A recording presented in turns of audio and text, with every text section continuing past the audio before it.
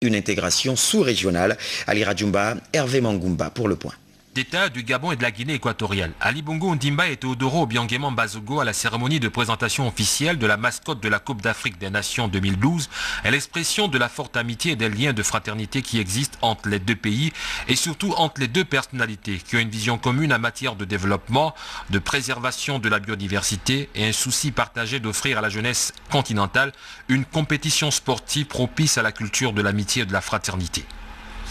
Dans leur quête permanente pour le renforcement de la paix et de la cohésion entre les États et en vue d'œuvrer ensemble pour une communauté de destin qui se fonde sur des projets de développement communs à travers une intégration sous-régionale au service du bien-être des peuples gabonais et équato-guinéens, les deux présidents ont pris le pari de tout mettre en œuvre pour la réussite de la fête du sport roi dans les deux pays.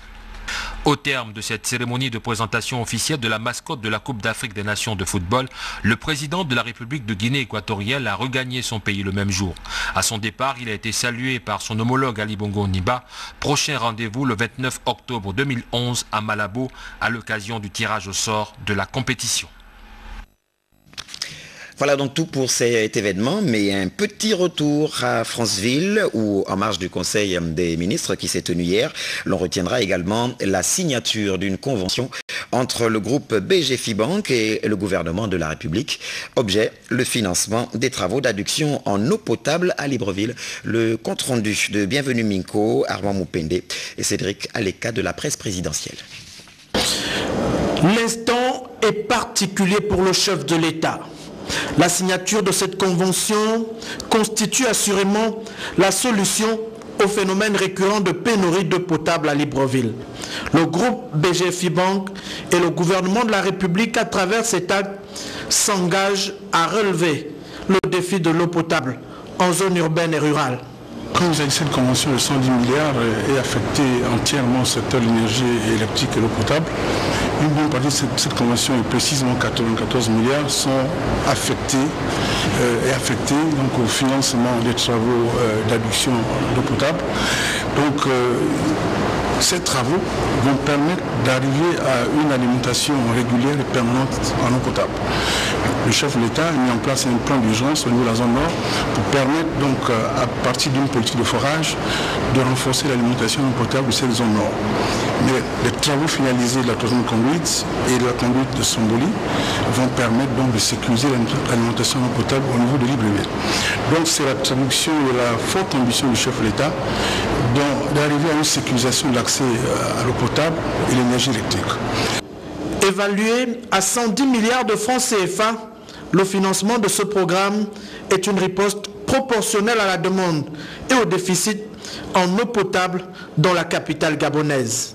Écoutez, nous avons signé donc ce matin avec le gouvernement une convention de financement d'un montant de 110 milliards de francs CFA. Le financement est apporté par le groupe BGFIBank. L'objet du financement, c'est l'adduction de l'eau dans toute la République gabonaise. Je crois que tout le monde connaît le problème qu'il y a au Gabon en ce qui concerne de l'eau potable, et principalement dans la ville de Libreville. Donc, par ce financement, le BGFIBank a voulu apporter son concours à l'État gabonais pour résoudre le problème de nos concitoyens.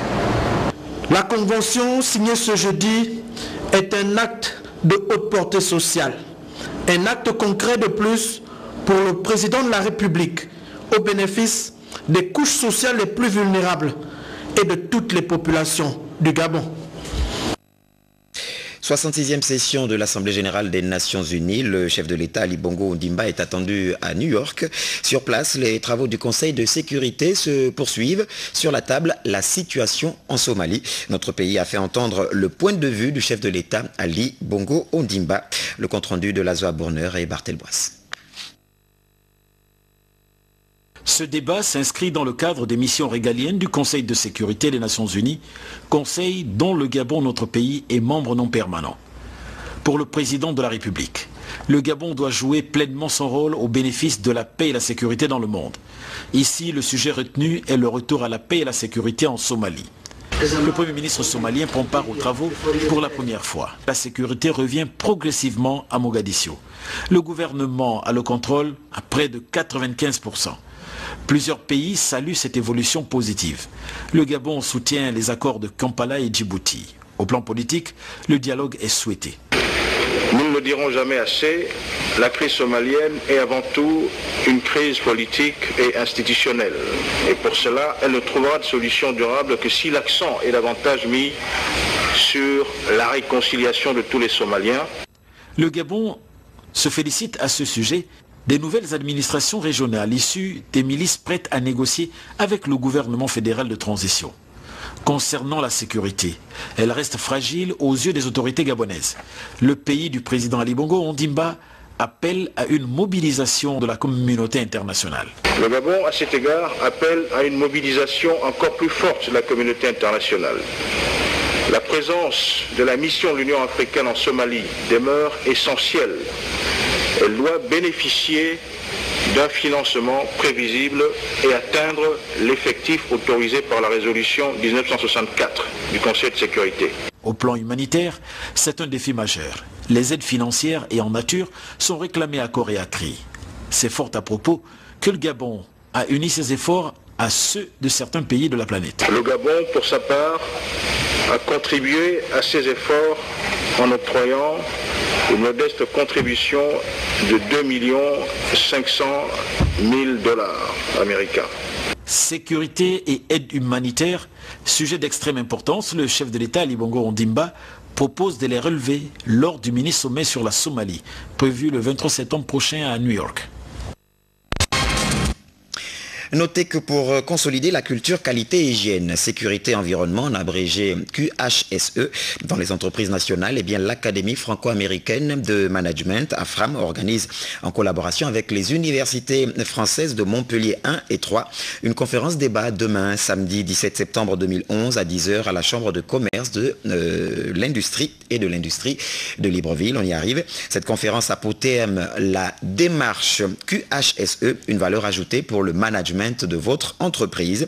Elle sera animée par Madame Richard, enseignante et responsable du programme QHSE à l'Université de Montpellier 1 et le professeur Zino, doyen de l'UFR4 de l'Université Paul Valéry de Montpellier 3. Les opérateurs économiques et toute personne s'intéressant à la démarche QHSE ainsi que l'ensemble des acteurs du développement y sont cordialement invités.